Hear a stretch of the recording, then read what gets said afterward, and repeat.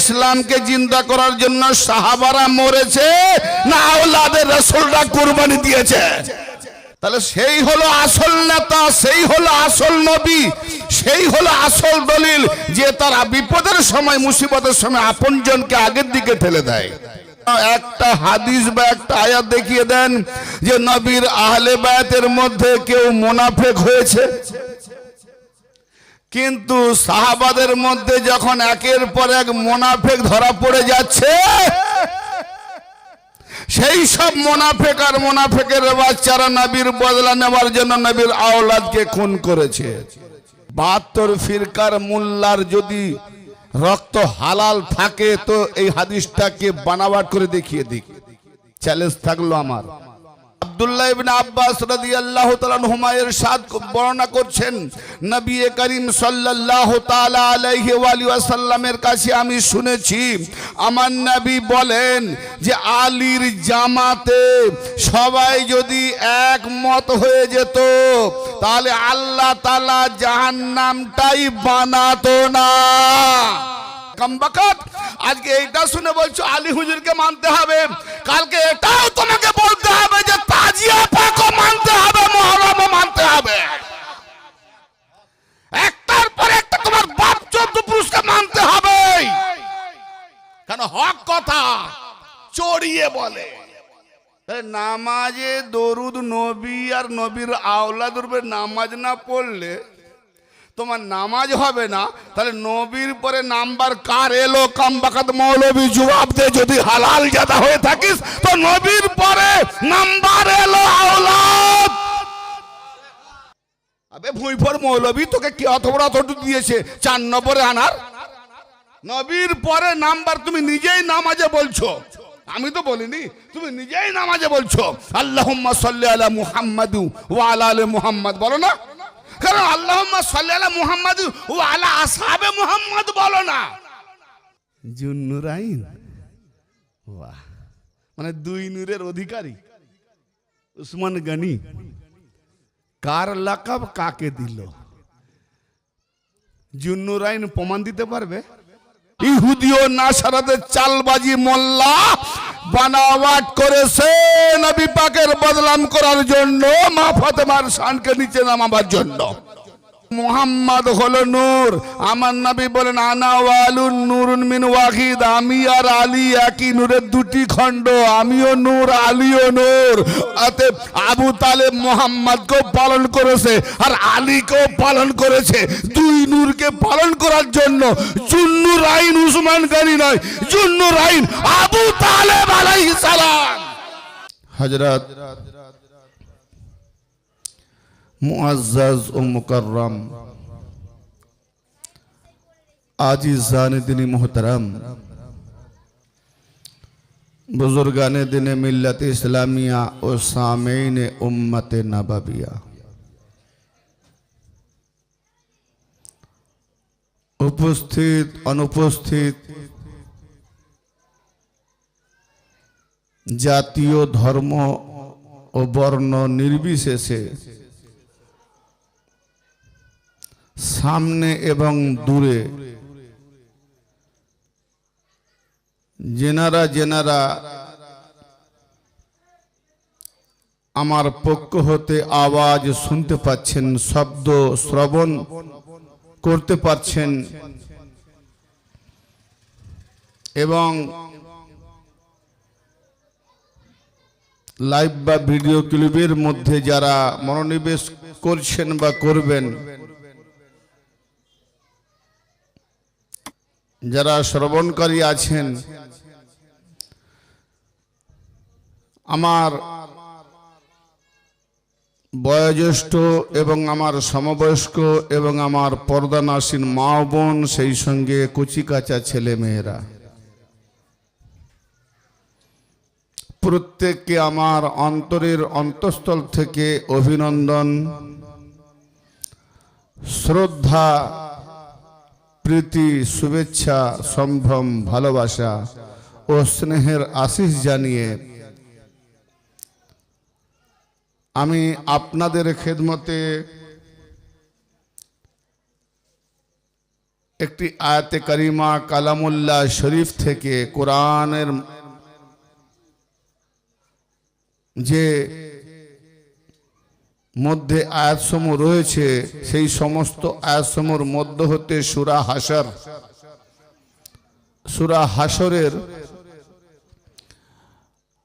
যারা হয়তো দূর থেকে বা সামনে থেকে রেকর্ডিং করছেন তাদের সুবিধার্থে পরিষ্কার উজ্জ্বলভাবে বলতে চাই, সূরা হাশরের 19 নম্বর আয়াতে কারিমা তেলাওয়াত করার খেদমতে আঞ্জাম দিতে পেরেছি।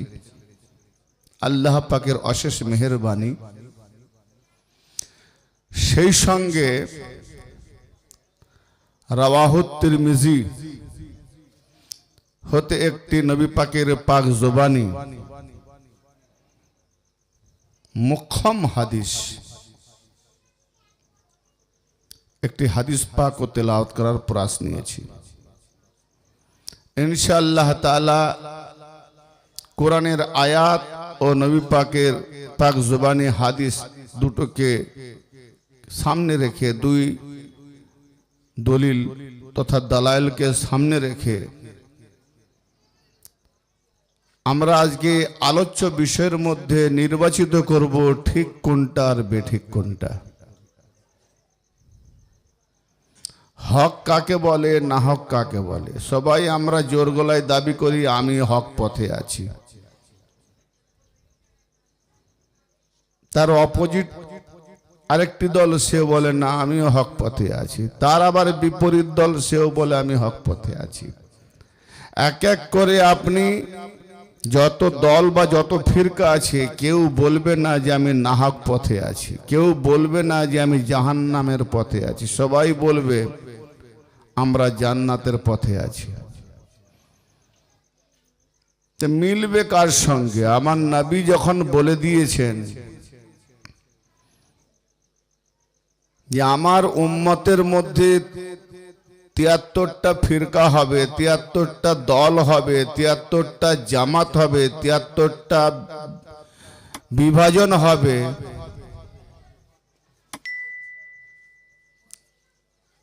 তার মধ্যে 72টি জাহান্নামী হবে, একটি মুক্তি পাবে তথা জান্নাতি হবে।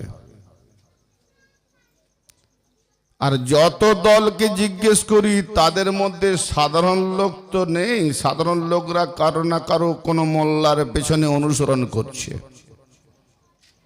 কোনো মোল্লা মৌলবী কে মেনেই চলছে। অতএব সেই মোল্লা এবং মৌলবীর মাননেওয়ালা উভয়ে বলছে আমরা ঠিক পথে আছি। তো নবী বলছেন 72 জাহান্নামী, আর সব দলই বলছে আমরা ঠিক পথে আছি। এখন সব দলের কথা সত্য না নবীর কথা সত্য? সব দলই যদি বলে আমি ঠিক পথে আছি, ও বলে আমি ঠিক পথে আছি, সে বলে আমি ঠিক পথে আছি, তাহলে নবীর কথা কি মিথ্যা? নাউযুবিল্লাহ মিন যালিক। কোনটা নির্ণয় করব? এমন কোন ফিরকা নাই যে সে নবীকে মানে না, সবাই নবীর উম্মতের দাবি করে। তো সেই জন্যে দাবি সবাই করতে পারে।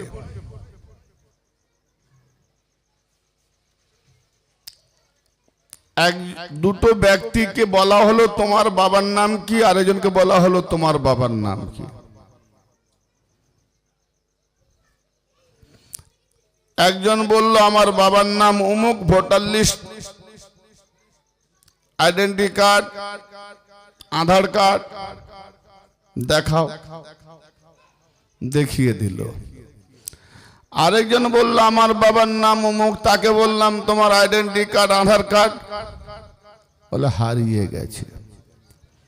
ঠিক আছে, তোমাকে 2-4 মাস 6 মাস সময় দিয়ে দিলাম, খুঁজে আনো। বাবা যার বাপ নাই সে জীবনে খুঁজে আনতে পারবে?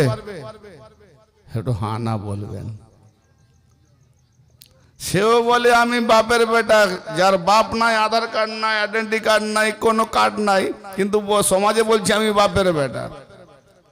সে আর আধার কার্ড দেখাতে পারবে? কোথা থেকে গন্ডগি পানির কিড়া থেকে তৈরি হয়েছে, সমাজে মিশে গেছে, কেউ সবাই যেন বাপ আছে। আধার কার্ডে আইডেন্টি কার্ডে প্রমাণ হবে বাপ আছে কিনা। তো যখন দেখাতে পারবে তাহলে সাহেবজাদা, যখন না দেখাতে পারবে তাহলে কি হবে? হারামজাদা। কথা খারাপ লাগে না তো? কি তাই বলে তো? তা আমি কোনো মৌলানা মৌলবী বা আমাকে, আমার দলকে বা অপর দলকে কোনো গালিগালাজ করছি না। এখানে আধার কার্ড দিয়ে যদি নিজের বাপের পরিচয়টা করতে হয়, তাহলে আমি যে উম্মতে মুহাম্মাদি তার পরিচয়টা কি দিয়ে করবে? তার জন্য তো কোনো সিমটম লাগবে না। এটা হানা বলছেন না কেন? আমি সুট টুট দিয়ে গল্প করিনি, কাহিনী কেসা ভালোবাসিনি। মন মগজে যদি কিছু আগাছা থাকে, যতটা পরিষ্কার করার করব, তারপরে মেডিসিন দেবো। তাতেও যদি হলো ভালো, না উঠলে কাপড় ছিঁড়ে দেবো। কি এছাড়া আর কি হবে? তাতে পরিষ্কার হচ্ছে, তুমি হয় বাজিয়ে নাও, নাহলে আমি তোমাকে বাজিয়ে নেব। অযথা সাধারণ মানুষগুলোকে গুমরাহ করব কেন ভাই? এক তো আমি নিজেও জাহান্নামায় যাব, আরো 10-20 জনকে জাহান্নামায় নিয়ে যাব পেটের জন্য, গাড়ির জন্য, বিলাসিতার জন্য। আফসোস।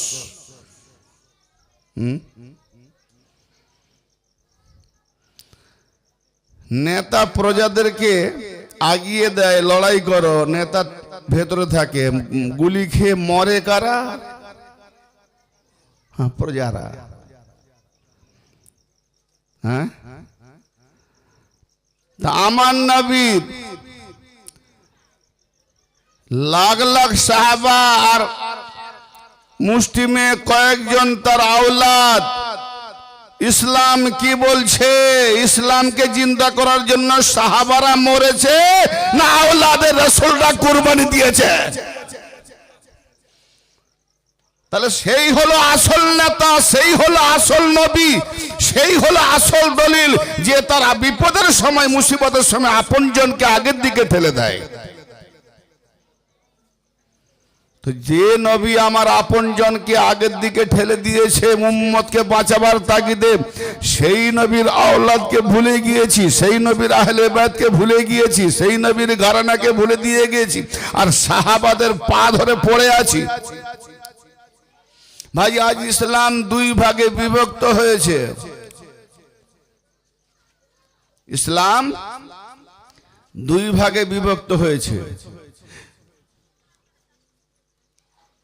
আমরা ইসলাম নিয়েছি, নবীকে চিনেছি, জেনেছি, বুঝেছি, হক পেয়েছি নবীর আওলাদগণের মাধ্যমে। আর আমাদের অপোজিট একটা দল, তারা চিনেছে কাকে? তারা নবীজির আওলাদকে ছেড়ে সাহাবাদেরকে চিনেছে। তারা দিন নিয়েছে সাহাবাদের থেকে, আর আমরা দিন নিয়েছি নবীর আওলাদ থেকে। তফাৎ দুটো। আর আপনারা আমাকে কোরআন পাকের মধ্যে বা হাদিসের মধ্যে যে কোনো যত নিম্নমানের জয়ীব বানাওয়ার হাদিস না হোক না কেন, একটা হাদিস বা একটা আয়াত দেখিয়ে দেন যে নবীর আহলে বায়াতের মধ্যে কেউ মুনাফিক হয়েছে। কিন্তু সাহাবাদের মধ্যে যখন একের পর এক মুনাফিক ধরা পড়ে যাচ্ছে, সেই সব মুনাফিক আর মুনাফিকের বাচ্চারা নবীর বদলা নেওয়ার জন্য নবীর আওলাদকে খুন করেছে। আর নবীর দিন বাঁচাবার জন্য কারবালা হয়েছে। যদি কারবালা না হতো তো দিন মিটেই যেত। আজকে মোল্লা মৌলবী গ্রামে 4টা 5টা 10টা মসজিদে যে করে খাচ্ছে, বিবির পাছার কাপড় কিনে দিচ্ছে, এত আলিশান গাড়ি বাড়ি করছে, একমাত্র কারবালার বদৌলতে। যদি ইমাম হোসেন কারবালাতে শহীদ না হতেন, একটাও মসজিদ থাকতো না, নবীর দিন মিটে যেত। কার বদলতে আমরা পেয়েছি? একটা নকলকে ভাঙিয়ে খাচ্ছে, একটা আসলকে ভাঙিয়ে খাচ্ছে। ইনশাআল্লাহ আমি আপনাদের সামনে হক আর না হক, সঠিক আর বেঠিক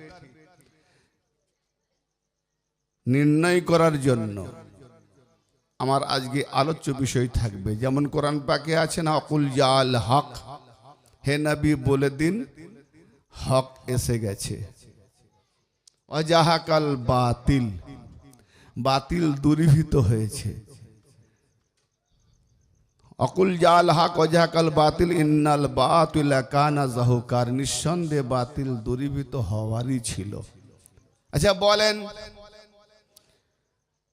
হক যার মধ্যে এতদিন পায়নি, যদি তার মধ্যে আজকে কেউ হক পেয়ে যায়, তাহলে পুরনো যুগের যে বাতিলগুলো মেনে আসছিল সে বাতিলটাকে ধরে রাখবে না ছেড়ে দেবে? ছেড়ে দেবে।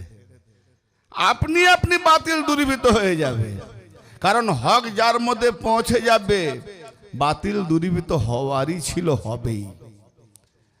এখানে দুদিন বা 3 দিন আগে কি অন্ধকার ছিল না আলো ছিল? যেখানটা আজকে মাজমা হচ্ছে অন্ধকার ছিল, তাহলে আলো এসে গেছে, অন্ধকার গেল কোথায়? অতএব যার মধ্যে বা যেখানে যখনই আলো আসবে তো অন্ধকারকে তাড়াতে হবে না, এমনি এমনি দূরীভূত হবে। তো অতএব হক যার মধ্যে এসে যাবে, হককে যে বুঝতে পারবে, যে মুর্দা নয়, যার হৃদয় জেগে আছে, সেই হৃদয়ওয়ালা যদি কোনো হক কথা শোনে তো ইনশাআল্লাহ হক কি যদি সে ধরে নেয় তো তার মধ্যে আপনা আপনি বাতিল দূরীভূত হয়ে যাবে। হোক না আমার বাপ, আমার বাপও যদি হয়। আমার নবী কি বলেছেন? ইসলামে জিহাদ কাকে বলে? মাওলা আলী আলাইহিস সালামের মহব্বত যাদের আছে, তার মহব্বতে তার বাপের কাতেল যদি হয়, যেমন আমি আলীকে মহব্বত করি কিন্তু আমার বাপকে কতল করেছে একজন, কিন্তু সে আলীওয়ালা, আমার বাপকে কতল করলেও যখন সে আলীওয়ালা সে আমার বন্ধু হয়ে যায়। আর আমার বাপ যদি আলী না মানে তো সে আমার দুশ্মন হয়ে যায়। কারণ হাসরের মাঠে বাপ আর মা, ছেলে পুলে আত্মীয় কোনো কিছু কাজে দেবে না, দেবে একমাত্র কে? নবী পাক ইরশাদ করছেন, আন আব্দুল্লাহ ইবনে আব্বাস রাদিয়াল্লাহু তাআলা আনহু قال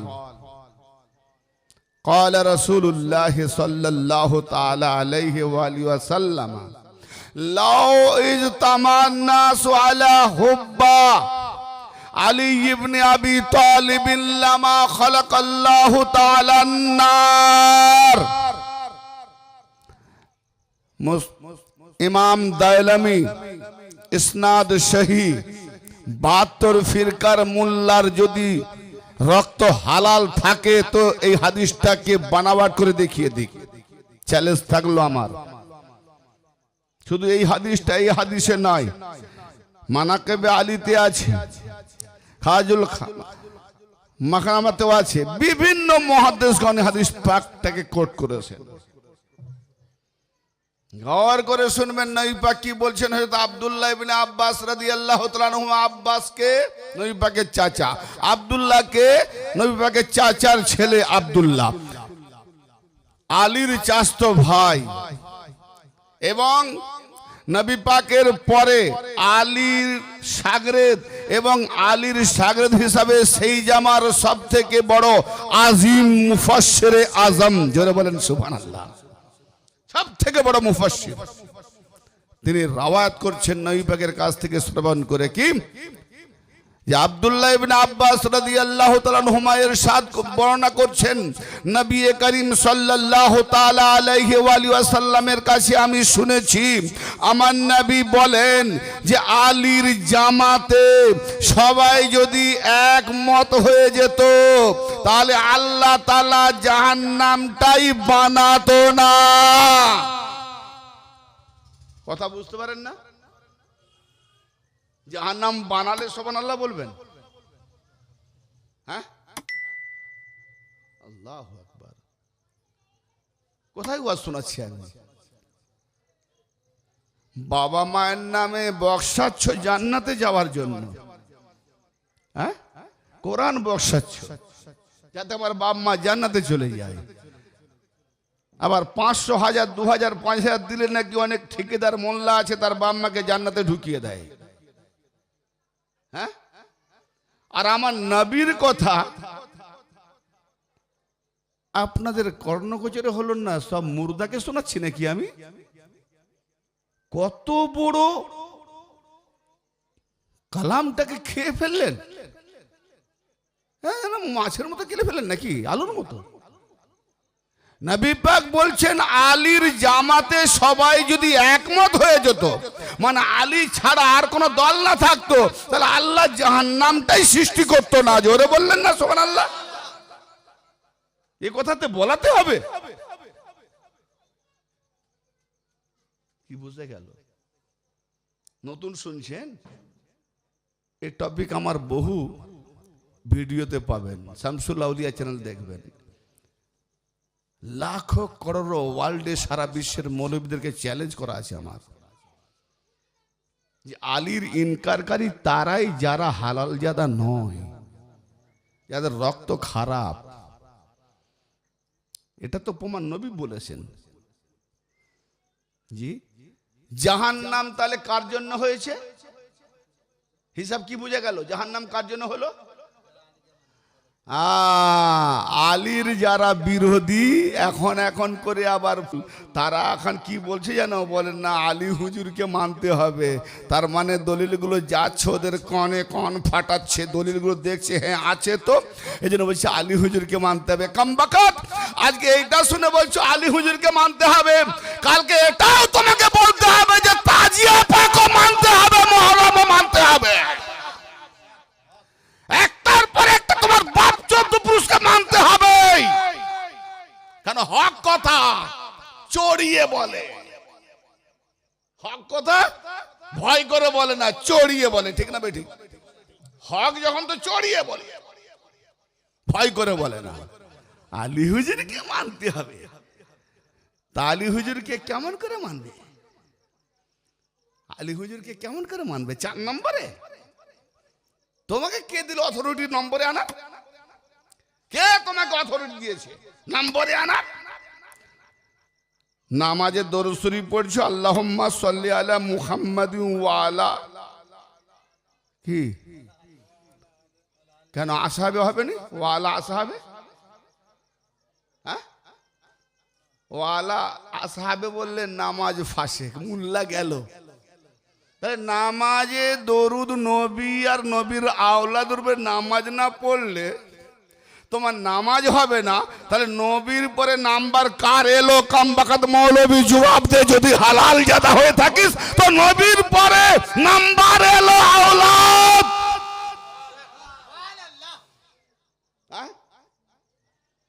আবে ভুঁইফর মৌলবী তোকে কি অত বড় অথরিটি দিয়েছে 4 নম্বরে আনার?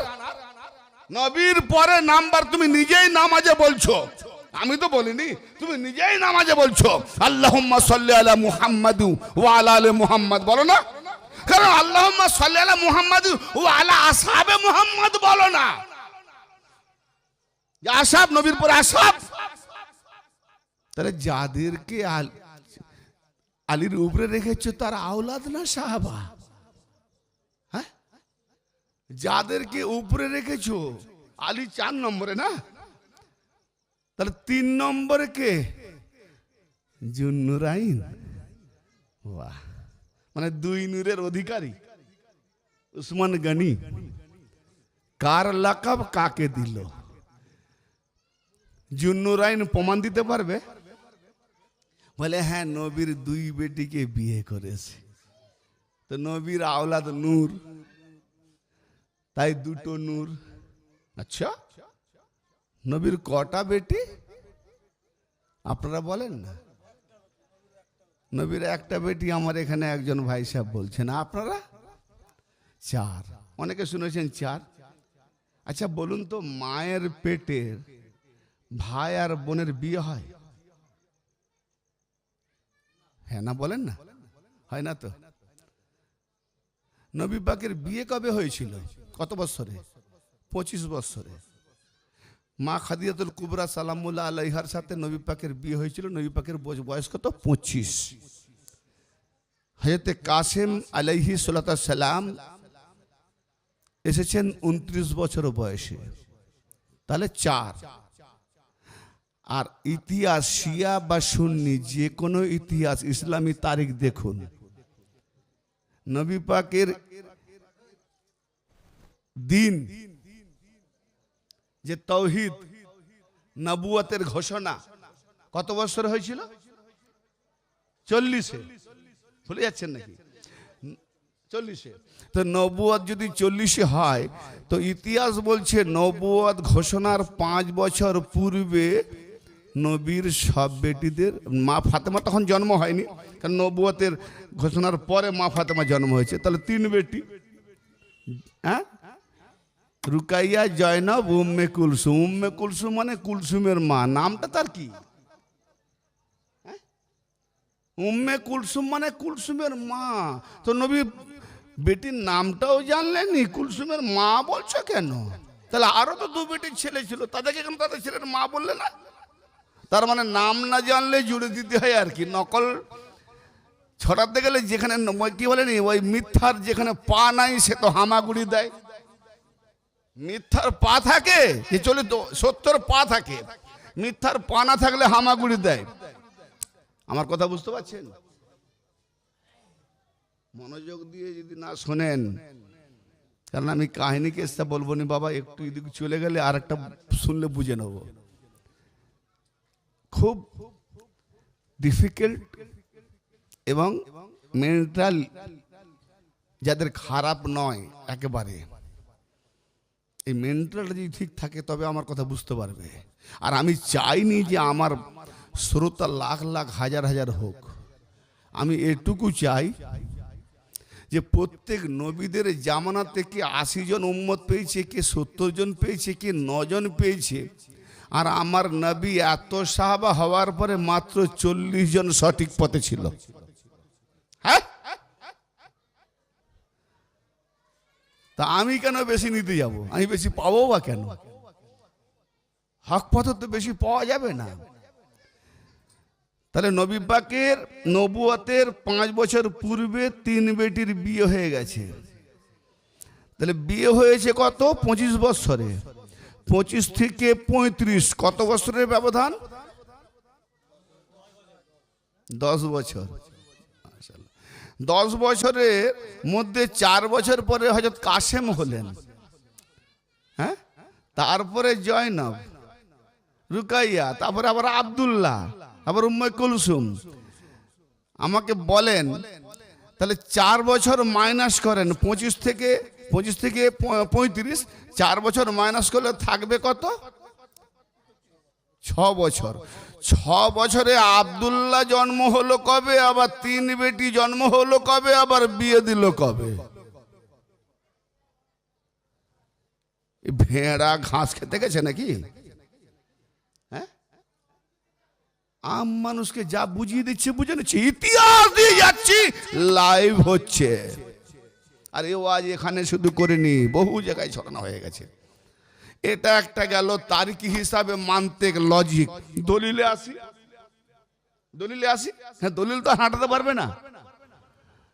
আপনি বয়স বাড়ান কমান যা পারে করেন, হুড়িয়ে বেরিয়ে যাবেন। কোরআনটাকে হুড়িয়ে বেরিয়ে যান। সূরা আল আহজাব 33 নম্বর সূরা, আয়াত নাম্বার 6। আন-নাবিয়্যু আওলা বিল মুমিনিনা মিন আনফুসিহিম ওয়া আযওয়াজুহুম উম্মাহাতুহুম। আমার নবী মুমিনদের উপরে তাদের জানের থেকেও অধিক এখতিয়ার রাখে। মুমিনদের যারা মুমিন, তাদের যে জান, এই জানের অধিকার যতটা আমার আছে তার থেকে বেশি আমার নবী পাকের অধিকার আছে। হ্যাঁ, আর নবীর বিবিগণ মুমিনদের মা। কার মা? মুমিনদের মা। উসমান গনি মুমিন না কাফের? মাশাআল্লাহ, প্রশ্নের উত্তর নিচ্ছি আমি। উসমান গনি যদি মুমিন হন, তাহলে মুমিন হলে মা খাদিজা মা হবে। আর মা খাদিজার বেটিদের বিয়ে করা মানে তাহলে উসমান গনিরও মা, আর যাকে বিয়ে করেছে তারও মা। ভাই বোনে বিয়ে জায়েজ আছে? দেখাও। তাহলে বিয়েটা হালাল না হারাম? কোরআনের অনুপাতে হারাম হয়ে যাচ্ছে, তার মানে নবী কি জেনে বুঝেও হারাম বিয়ে দিতে পারে? তাহলে ডাহা মিথ্যে কথা, ইহুদি ও নাসারাদের চালবাজি মোল্লা বানাওয়াট করেছে নবী পাকের বদনাম করার জন্য, মা ফাতেমার শানকে নিচে নামাবার জন্য। কত বড় কথা বলে গেলাম। হক শুনবেন, তাপ নিতে পারবেন? হক শুনবেন, বিরাট তাপ। ভাই আমার, জুন্নুরাইন, তাহলে জুন্নুরাইন তাহলে কে হবে? এখন যদি এই হাদিসে দলিলে কেটে যায়, তাহলে জুন্নুরাইন যে লাকাব আলকাব, এটা কি তাহলে কি উড়ে যাবে? না, কমবাকাত, কার লাকাবকে কোথায় লাগিয়েছ? আমার নবী পৃথিবীতে আসার মায়ের হামেলে 6 মাস আমার নবী, মা আমেনার গর্ভে আমার নবী যখন হামেলে থাকেন তখন 6 মাস বাবা আব্দুল্লাহ আলাইহিস সালাম উঠে যায়, আল্লাহ উঠিয়ে নেয়। মা আমেনা জন্ম দিলেন 5.5 বছর বা 6 বছরের মাথায়। মা আমেনাও ইহলোক ত্যাগ করলেন। মুহাম্মাদের লালন পালন করার ভার পড়ে গেল কার উপরে? হযরত আবু তালিব আলাইহিস সালামের উপরে। জোরে বলেন। তাহলে আমার নবীকে লালন পালন করছেন এবং আবু তালেবকে নবী বারবার যখনই ডাকতেন বাবা জান বলে ডাকতেন, চাচা জান বলতেন না, কারণ পালন পোষণ করা বাপ। তাহলে মুহাম্মদ হলো নূর। আমার নবী বলেন আনা ওয়ালুন নূরুন মিন ওয়াহিদ, আমি আর আলী একই নূরের 2টি খণ্ড, আমিও নূর আলীও নূর। অতএব আবু তালেব মুহাম্মদকেও পালন করেছে আর আলীকেও পালন করেছে। 2 নূরকে পালন করার জন্য জুন্নুরাইন উসমান গনি নয়, জুন্নুরাইন আবু তালেব আলাইহিস সালাম।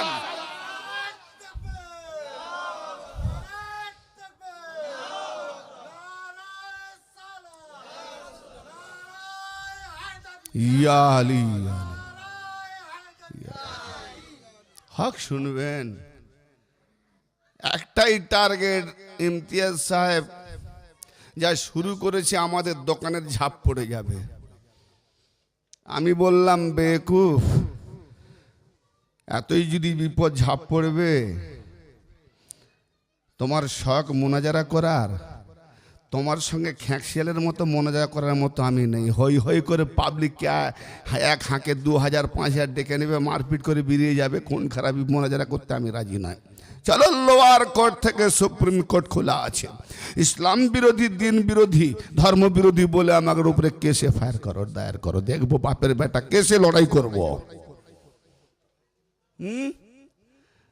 সেটা হলো তো বড় মুশকিল হয়ে যাবে, কারণ আমার বিরুদ্ধে যদি এফআইআর দায়ের করে, আপনি এই সব ইসলাম বিরোধী কথা বলেছেন, এই জন্য আপনার কেস করা হয়েছে। আমি বললাম এগুলো আমার কথা না। বলে কার কথা? আমি দেখাবো কোরআন, আমি দেখাবো বুখারী, আমি দেখাবো তিরমিজি, আমি দেখাবো মুসলিম, আমি দেখাবো ইবনে মাজা, আমি দেখাবো যে মিশকাত, আমি দেখাবো তাবারি, আমি দেখাবো খুলদুন, আমি দেখাবো মাসউদি, আমি দেখাবো কি বলে শিবলি নুমানির কি বলে ইমাম শিবলি নুমানি ফারুকের কিতাব, বিভিন্ন গাদা গাদা কিতাব যখন শো করে দেবো, যেগুলো আমি বলেছি এই কিতাবের এত পৃষ্ঠায় লেখা আছে, এইটা এত পৃষ্ঠায় লেখা আছে, তাহলে এই কথাগুলোর জন্য যদি আমাকে বিরোধী, ধর্ম বিরোধী বলে কেস করা হয়, তাহলে আমি ধর্ম বিরোধী নয়, এই কিতাবগুলোই ধর্ম বিরোধী। অতএব তাহলে আমাকে ব্যান করার আগে কিতাবগুলো ব্যান করে দেন। কিতাব যদি ব্যান করে দেয়, মোল্লা খাবে কি করে? হ্যাঁ, মোল্লা খাবে কি করে? হ্যাঁ, এটাই হচ্ছে ওদের গলার কাঁটা। দলীয় মনোভাব নেবেন না। আল্লাহ পাক কোরআনে বলছে যে আমাদের বাপ দাদা চৌদ্দপুরুষ যেটা করে আসতো আমরা সেটাই করছি। আল্লাহ বলছে তোমাদের বাপ দাদারা কমবখত বেআক্কেল ছিল, না বুঝছিল, তোমরাও বেআক্কেল হবে। কালকে বাবা ধুতি পরতো, আজকে কেন প্যান্ট পরছো? লজ্জা করে না? কালকে তো লম্ফু জ্বালিয়েছিল, আজকে কেন ইলেকট্রিক জ্বালাচ্ছ? বাপ দাদা করে গেছে। বাপ দাদারা তার জবাব দেবে। তখনকার যুগে দলিল পায়নি, ভুল করলো আল্লাহ মাফ করবে। এখন আপনি দলিল পেয়েছেন, দলিল শুনছেন, দলিল জানছেন, জানার পরেও যদি না জানার ভান করে দলীয় মনোভাব, ওই যে এক উট যেদিকে চলেছে তার পেছনে আমিও আমিও আমিও। সার্কাসে দেখেন না ঘোড়া, উট লাইন ধরে চলে, ওই উটের মতো নিচুর দিকে পশুর মতো মুখ করেই চলবে, তো নিয়ে গিয়ে জাহান্নামে ফেলবে। একটাই সার কথা, আলীর জামাতে যদি সবাই একমত হয়ে যেত, জাহান্নাম আল্লাহ সৃষ্টি করত? জোরে বলেন না।